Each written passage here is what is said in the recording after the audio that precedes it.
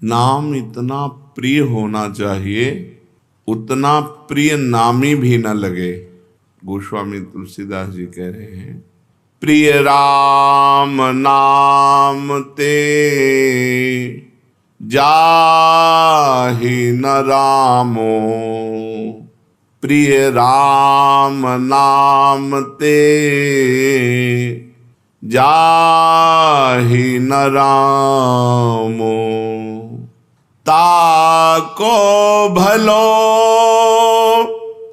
कठिन कलिकाल हूँ, आदि मध्य परिणामो, आदि मध्य परिणामो, प्रिय राम नाम ते जाहि न रामो। बहुत सुंदर बात गोस्वामी जी कह रहे हैं, जिसे श्री राम जी भी राम नाम की अपेक्षा अधिक प्यारे नहीं हैं, नाम से अधिक प्यारा नामी नहीं है। यदि कोई कहे कि तुम्हें नामी मिल जाएंगे, नाम छोड़ दो, तो इस बात को नाम जापक स्वीकार नहीं करेगा। वो कहता है कि यदि नामी के मिलने से नाम छोड़ना पड़े तो मुझे नामी के मिलने की आवश्यकता नहीं है, मुझे तो उनका नाम ही सदा जपना है। ऐसे नाम प्रेमी से भगवान कितना प्रेम करते हैं वो तो केवल भगवान ही जानते हैं। गोसाई जी कहते हैं कि जो ऐसा नाम का मतवाला है उसका इस कराल कलिकाल में आदि मध्य और अंत तीनों में ही, तीनों कालों में ही परम कल्याण होता है। जिसको भगवान से भी बढ़कर भगवान का नाम प्रिय है, यहाँ तक कि भगवान के सामने आने पर भी भगवान का नाम नहीं छोड़ता, उसका आदि मध्य और अंत तीनों महामंगलमय हैं।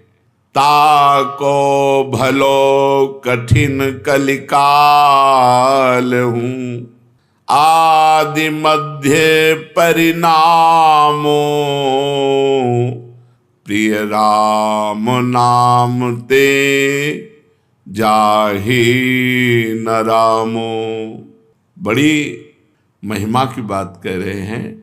सकुचत समुझि नाम महिमा, मद लोभ मोह को कामो, राम नाम जप निरत सुजन पर, करत छाह घोर घामो।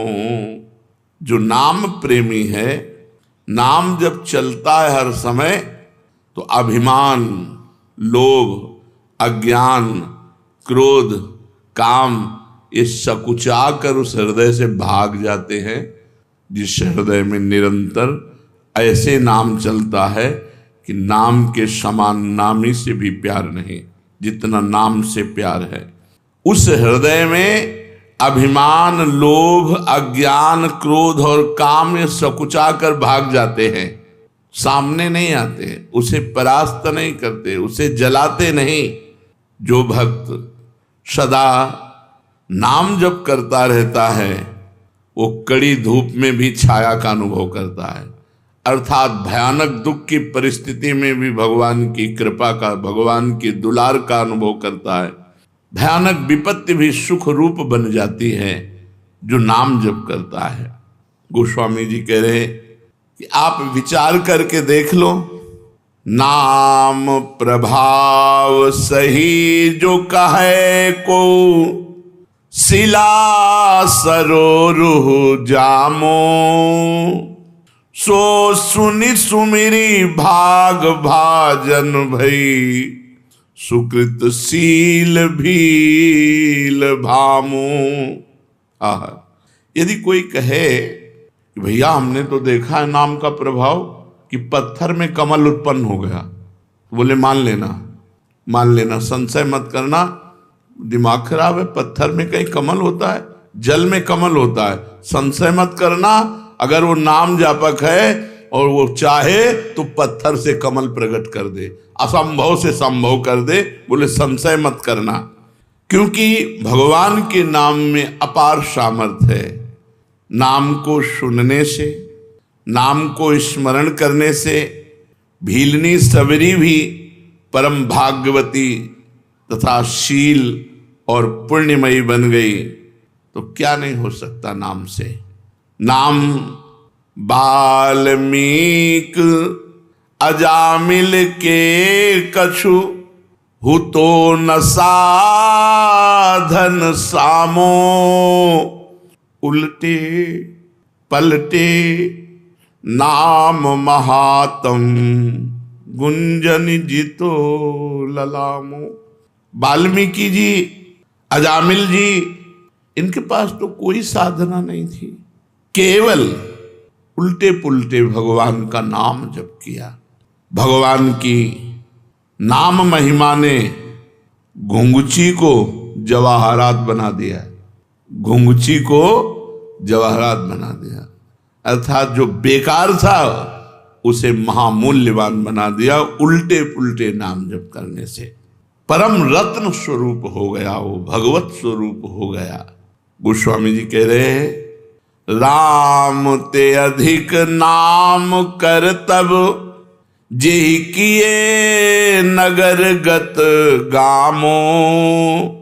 भय बजाई दाहिने, जो जपी तुलसीदास से बामो। नाम की शक्ति नामी भगवान से भी अधिक है, क्योंकि भगवान नाम जापक के अधीन हो जाते हैं, नाम नामी को अधीन कर लेता है। इस नाम ने ग्रामीण मनुष्यों को भी परम चतुर बना दिया, परम विद्वानों को भी जो दुर्लभ है वो ज्ञान प्रदान कर दिया ग्रामीणों को। ग्रामीण का तात्पर्य जो अनपढ़ गंवार, वो भी भगवान का नाम जप करके परम प्रवीण बन गए। असभ्यों को परम पुनीत महात्मा बना दिया नाम ने। गोस्वामी जी कह रहे हैं, इसी नाम को जप कर तुलसीदास सरीखे बुरे जीव डंके की चोट से कहता हूं अच्छे हो गए, डंके की चोट से कहता हूं अच्छे हो गए। तुलसीदास जी कहते हैं, हमारे जैसे बुरे जीव नाम के प्रभाव से डंके की चोट से कहता हूं अच्छे हो गए। फिर जो अच्छे लोग नाम जप करेंगे तो उनका क्या महान भाव होगा। इसलिए भगवान का नाम सर्वोपरि, जो भगवान से भी अधिक बढ़ करके है। साधना में शीघ्र लाभ मिले, इसके लिए क्या करना चाहिए? इसमें 3 चीजों की नितांत आवश्यकता है, 3 बातों की नितांत आवश्यकता है, जिससे आपकी साधना शीघ्र बढ़ेगी और फलदायी हो जाएगी। जितने भी भजन विरोधी भाव हैं उनका त्याग करना, चाहे वो व्यक्ति हो, चाहे वो वस्तु हो, चाहे वो स्थान हो, चाहे वो अंदर की वृत्ति हो।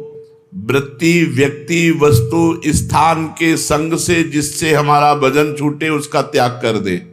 उस वृत्ति का, उस व्यक्ति का, उस भोजन का, उस वस्तु का, उस पदार्थ का, उस स्थान का, जहां हमें भजन में बाधा पड़ जाए। अगर शीघ्र साधन बढ़ाना है, भगवत प्राप्ति करनी है, तो ये नियम लेना है कि जिस व्यक्ति के संग से भजन छूटे, जिस वस्तु के खाने से भजन छूटे, जिस स्थान में जाने से भजन छूटे, जिस दृश्य के देखने से भजन छूटे, वो हमें सब छोड़ देना चाहिए। शीघ्र आपकी साधना बढ़ेगी और भगवत प्राप्ति के योग्य आपको बना देगी।